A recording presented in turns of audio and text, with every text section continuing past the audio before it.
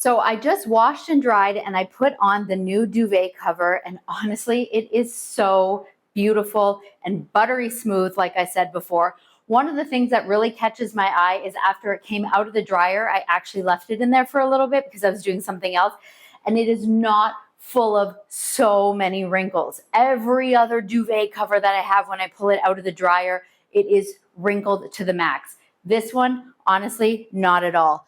And this in the corner, so it is all button along the bottom, but I wanted to show you this part, which I thought was really awesome, where you attach it.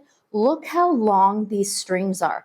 Every other duvet cover I've had, it's these tiny little strings that you are fighting with to try and make the bow. These ones are durable and nice and long, so easy to do.